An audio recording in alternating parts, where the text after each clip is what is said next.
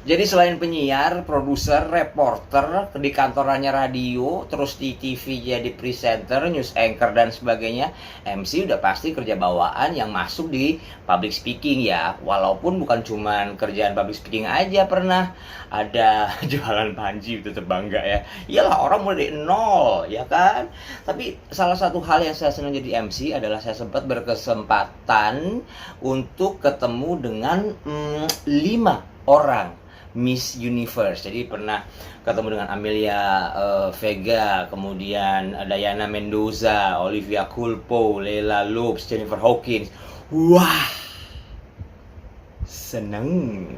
Nama saya Mirza Wardana, ini Mirza Kerja. Hei botak, kerja! Hei botak, kerja! Mirza Kerja balik. Ya, kita ngomongin tentang sosial media buat cari kerja. Jadi satu waktu ya, di sebuah malam gitu, ada teman saya, anaknya itu ternyata udah masuk ke kuliah. Wah, temennya udah masuk kuliah anaknya. Ya, benar.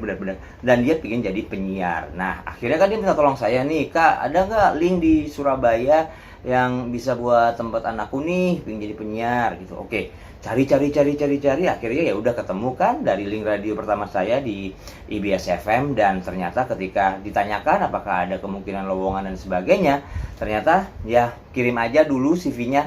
Tapi by the way, sosial medianya dia apa? IG-nya apa? Nah, itu muncul jadi pertanyaan dari si empunya radio. Nah, akhirnya kan kita terpikirkan, oh ternyata zaman sekarang bukan hanya kurikulum vitae saja yang diperlukan dalam mencari kerja. Sosial media juga mulai dilirik orang buat konfirmasi. Sempat di salah satu materi saya di sini, di Mirza Kerja itu, ada bagian yang kurikulum vitae, ya kan? Ada bagian di mana saya bilang, orang mulai ngelihat sosial media untuk konfirmasi. Makanya kalau kita udah punya sosial media nih, harus hati-hati mau posting apa, mau gimana, dan mau orang itu ngelihat kita di bagian mana. Karena semuanya memang adalah bagian dari rekam jejak digital. Nah, jangan sampai kita salah posting, salah menampilkan citra diri. Karena sekarang CV itu memang diperlukan sebagai seleksi dari HRD. Tetapi ketika masuk nanti ke konfirmasi, orang melihat sosial medianya apa, Instagramnya apa, Twitternya apa, Facebooknya apa, LinkedIn-nya apa. Kalau LinkedIn mungkin lebih serius ya, dan mungkin itu adalah orang ingin menampilkan citra terbaiknya. Tetapi di sosial media lain orang juga ngeliat begitu kan. Dan akhirnya kalau kita bicara tentang sosial media buat cari kerja, kita harus update sosial media kita sesuai dengan apa yang kita mau orang ngeliat kita nantinya. Mungkin ini agak terlalu berat buat dipikirin kalau dia masih usia belasan atau awal 20-an. But hey, itu penting loh. Bahkan nama yang gak sinkron saja dari sosial media, nama yang alay saja menimbulkan pertanyaan besar ketika orang mau cross checking ke rekam jejak digital kita. Jadi kita harus update sosial media kita. Kalau emang mau lebih banyak tentang hobi, ya hobinya ditampilkan apa gitu kan. Kalau mau lebih banyak tentang diri kita, mau selfie, ya fotonya diperbagus apa. Tapi intinya memang orang akan melihat ke sosial media kita. Terlalu seksi juga hati-hati. Pada konteksnya sih nggak apa-apa. Tapi ya itu dia, mau orang itu melihat kita kayak gimana gitu ya. Jadi update sosmednya itu pertama. Yang kedua adalah infonya sesuai pada kenyataan. Jadi jangan ala-ala dan tipu-tipu gitu ya. Maksudnya kalau kita emang mampu di satu titik kita makan di tempat mewah, ya udah nggak apa-apa gitu. Tapi kalau misalkan itu jauh berbeda dengan antara sosial media dan kenyataan, ketika orang ketemu, orang mendapat sebuah kekecewaan, orang berpikir ulang tentang kejujuran. Kalau di bule ya, di negara asing, kejujuran adalah suatu hal yang sangat penting. Kalau di tempat kita masih terbungkus dengan norma kesopanan gitu. Jadi agak tutup-tutup dikit ya, bungkus-bungkus dikit ya, masuk ke ya biar bagus gitu. Tapi intinya adalah being honest, being yourself, tetapi yang ditonjolkan sisi baiknya. Karena kadang-kadang being ourselves, ya kita pasti ada sisi jeleknya lah, ya kan? Oke. Setelah update sosial media, info sesuai fakta, kemudian pilih-pilih postingan yang positif-positif aja gitu. Jadi media yang kita suka keluarin kata hati itu apa sih? Twitter ya? Ya kan? Twitter tuh kadang-kadang ngomongin jeleknya orang, ngomongin rasa marah, ngomongin kutukan kita ke orang. Ketika kita ngelihat nih orang nggak ada positif-positifnya, semuanya negatif, kan nggak bagus, ya kan? Kalau diri kita sendiri dianggap orang tidak bisa mengkontrol diri, ya akhirnya dalam masalah perekrutan begitu ya, nggak akan terlalu direkomendasikan oleh HRD. Boro-boro mau psikotes gitu ya, ngelihat tesnya aja penuh kemarahan, orang males, ya kan? Insta story kadang-kadang kalau marah tulus banget, iri ditulis banget, kutukan ditulis banget, ya ngapain, ya kan? Nggak penting-penting amat kali curhat di sosmed. Apalagi ada kemungkinan orang ngeliat, walaupun kita private, ada kemungkinan orang men-screenshotnya, ya kan? Jadi be very careful. Postingnya juga pilih-pilih yang positif aja, jangan yang negatif.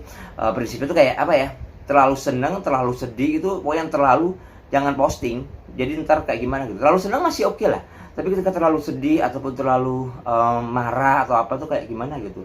Terlalu sedih yang lama berlarut-larut, orang mikirnya nggak bisa kontrol diri. Orang yang marah gila-gilaan gitu ya, panjang, orang juga pikirnya nggak bisa kontrol diri. Nah, kita sebaiknya pilih benar-benar yang positif-positif aja gitu ya, di koridor yang itu aja. Oke, setelah itu adalah kalau misalnya mau cari kerjaan di sosmed pakai sosial media, bisa banyak aplikasi yang mendukungnya. LinkedIn saya bilang tadi, info kerjaan banyak. Kemudian Jobstreet juga ada. Kemudian ada yang namanya Kaliber dengan R-nya 2 di belakang pakai K, KALIBRR.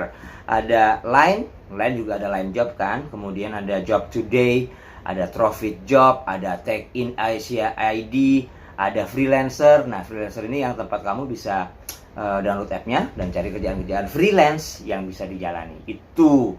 Kemudian kalau ngomongin masalah sosial media, kalau kita udah tahu tujuan kita perginya mau ke perusahaan apa, coba dong colet kanan kiri, mungkin ada temen yang kerja di situ. Mulai bangun relasi.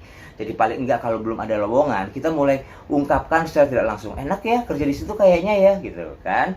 Colekannya kayak gitu, siapa tahu ada lowongan, emang lu mau kerja di sini? Nah, masuknya ke situ. Jadi bangun relasi tidak hanya di dunia nyata, di sosial media pun perlu kita lihat siapa dan bagaimana. Tapi jangan posisikan diri kita kayak benar-benar desperate, jangan posisikan diri kita kayak benar-benar mau ngambil untung dari pertemanan. Jadi tulus aja. Kalau kita mau kerja di situ ya bilang aja. Tapi kalau belum ada posisi gitu. Cuman intinya adalah bangun relasi. Ingat, jangan terlalu desperate dan jangan kelihatan kayak cuman mau ambil untungnya doang, ada perlunya doang gitu ngehubungin. Oke. Kemudian yang paling penting sebenarnya adalah mensinkronkan antara kontak email kita dengan sosial media kita. Namanya jangan beda gitu kan. Sosial media kita misalnya Mirsa Wardana, emailnya juga Mirsa Wardana gitu kan. Yang idealnya orang bisa gampang menghubungi, gampang mencari, dan nama profesionalnya kelihatan. Jangan misalnya mirsaganteng@gmail.com. Gantengnya insya Allah ya. udah itu intinya. Sosial media itu emang bisa buat cari kerja, dan giliran kita aja yang harus bisa memanfaatkannya sedemikian rupa. Positif aja postingannya, kita nggak pernah tahu nih apa yang terjadi ntar di masa depan. Kalau kita negatif, terlalu marah diungkapin, terlalu sedih diungkapin, atau mungkin buka-bukaan, super seksi, dibilang seni, nggak apa-apa. Kalau emang nggak ada niatan misalnya jadi pejabat, nggak ada niatan jadi presiden. Siapa tahu kita jadi pejabat di masa depan, terus keganjal gara-gara sosial media kita ada begituannya. Nggak mau kan?